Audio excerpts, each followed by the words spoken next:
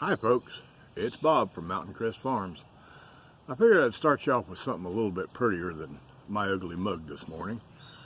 I walked out the door and I swear I think my cats have a clock. This was waiting for me when I walked out the door in the path up to where I shoot this. And they're sitting there like, okay Bob, you're running late. Where are you? They must have a clock. But anyway, that's enough with the kittens. So, how are y'all doing today? I'm having a fantastic day, even though it is overcast and gray. Yesterday I said it was probably going to rain, and it did. And then it rained off and on during the night. Got up this morning and it was sprinkling when I got up at 5 o'clock, just a real light sprinkle. And I thought, well, won't be any video today. And it quit about 30 minutes ago. It's going to start back sometime between now and noon. We got about 3 more days of rain. But anyway, I thought I'd start off with those kittens for a couple of reasons. Number one, so you can look at something besides my ugly mug. You know, let you ease into it. And the other reason is, yesterday I told you I was going to be talking today about getting rid of mice, and going to tie that in with what is legally right and what is legally correct and what's ethically right. Night before last, another friend of mine that he's a content creator. I say a friend of mine. I've never met Kevin. He and I have a lot of similar backstory. He's out in extreme northeast Wyoming, close to South Dakota, and he's from Detroit. Don't hold that against him, okay? He's a nice guy. But he was doing a live stream night before last. And I won't be doing any live streams anytime real soon. I've got some equipment issues that have to be straightened out before I do a live stream. But anyway, Kevin was doing a live stream, and the subject came up about he had some mouse issues in his shop, and they were starting to show up in his house, and he was asking for suggestions in the chat he was asking for some suggestions on what to do about mice, and he got lots of good suggestions. One of which, I don't know if y'all have ever heard of a bucket trap. It's real effective. I'll probably make a video on a bucket trap here one of these days, not too far off. And I piped up with the fact that mice and rats and rabbits, anything that's a rodent, absolutely hates peppermint oil. I've heard it said that they're actually allergic to peppermint, anything mint. I've heard that they just don't like peppermint oil. I know that mint is real effective in your garden to keep, if you have some things in your garden that rodents like strawberries. Mint will keep the rodents, and it'll keep the deer actually out of your strawberries. But so I piped up with peppermint oil, put a couple of drops of peppermint oil on cotton balls and scatter them about. Your house will smell really good if you like peppermint, and it'll keep rodents away. But I was thinking about how you get rid of mice, and I was thinking back to when I was a teenager. Now, 2 things you need to know about me when I was a teenager. 1, I was pretty lazy.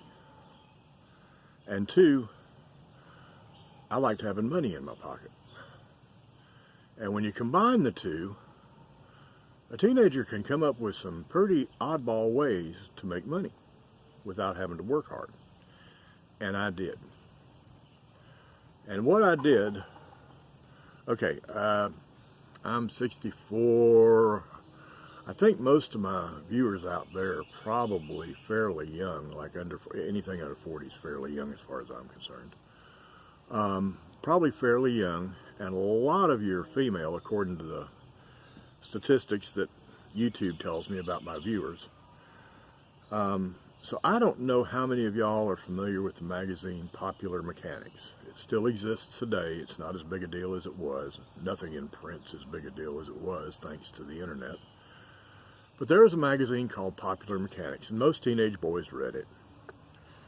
And it was a newsprint magazine. It was built like a magazine, color front cover and everything, but everything on the inside was done inexpensively, newsprint, just like a newspaper. And it had classifieds back in the back. And I put an ad back there. I decided I wanted to make some money, and I came up with a way to make some money. After all, what's the old saying about mousetraps? Build a better mousetrap and the world will be the path to your door. Well, I decided to find out because I had a wonderful idea for a mousetrap.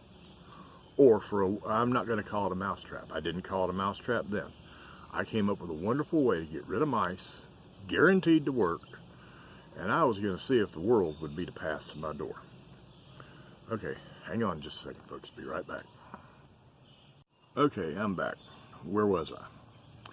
Oh yeah, lazy as a teenager, and decided that I was going to find out if indeed the world would be the path to your door if you had a better way to get rid of mice.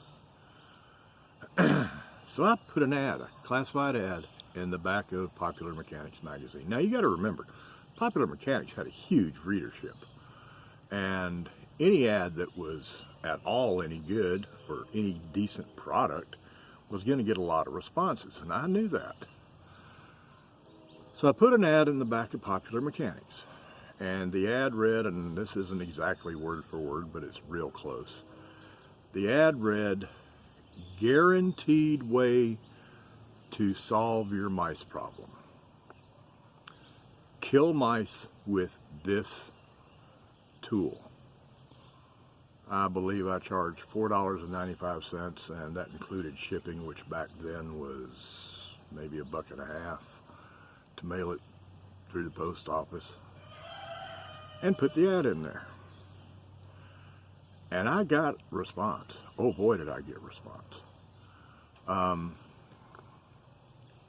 had people sending me checks, because that's how you did things back then. You mailed them, just like mail order. I mean, that's all it was. They mailed me a check. I put checks in the bank. I sent them what I told them I was going to send them.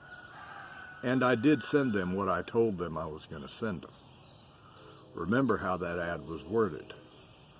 Guaranteed to kill mice when used as directed.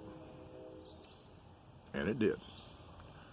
Because what I did was I went out and bought a bunch of 2x4s. And I cut those 2x4s into 6-inch pieces. And I borrowed the mimeograph machine at school, and I ran off instructions on how to use this wonderful mouse killing tool.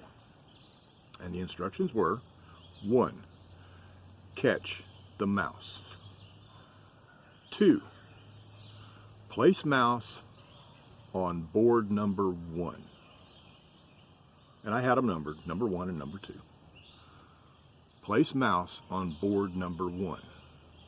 3, strike mouse firmly in head with board number 2 until it is dead.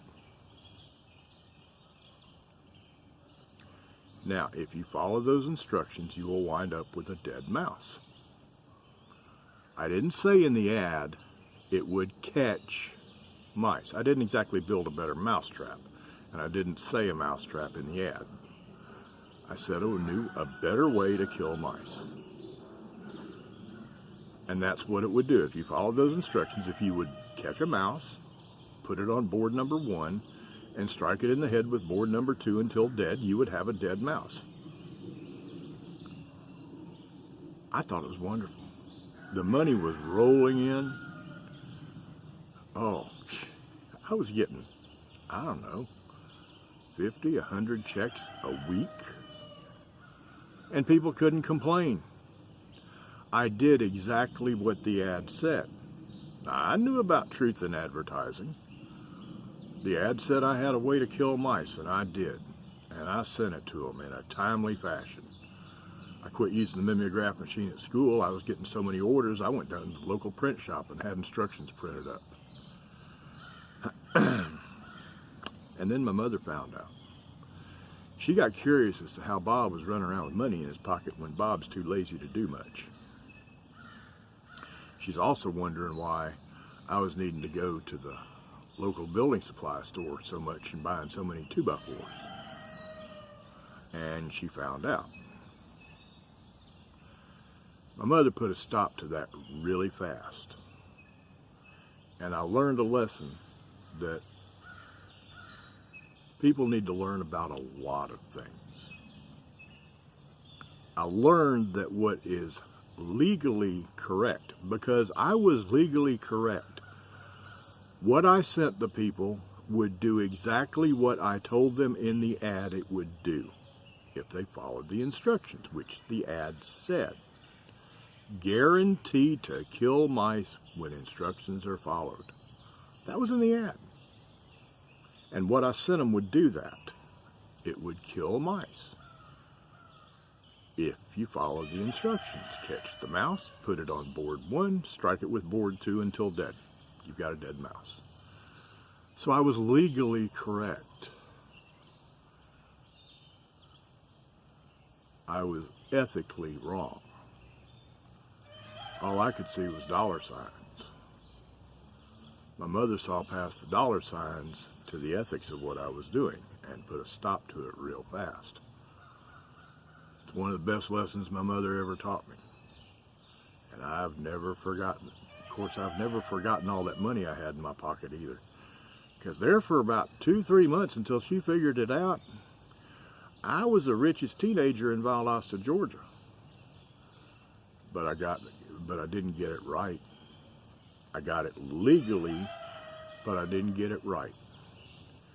And more people these days need to learn that what is legally correct and what is ethically right are often two entirely different things that have no association with each other at all. So that's what I'm going to talk about today. Tell on myself for something that, you know, I'm kind of proud of it. I was in my mid-teens and I figured out a way to make as much or more money than a lot of adults in supporting families there for a while. So I was kind of proud of it. But on the other hand, I look back and I think, Bob, even as a teenager, how in the world could you think that that was okay? How did it even enter your head that that was okay? But it did. I made money. Mom got mad. I learned my lesson. The guy that was doing the live link on YouTube night before last that got me thinking about catching mice and thinking about the idea for this video. His name's Kevin. Don't know what his last name is. Like I said, he's out there in northeast Wyoming, and he's got a YouTube channel. I believe the name of it is Hope This Works Our Homestead.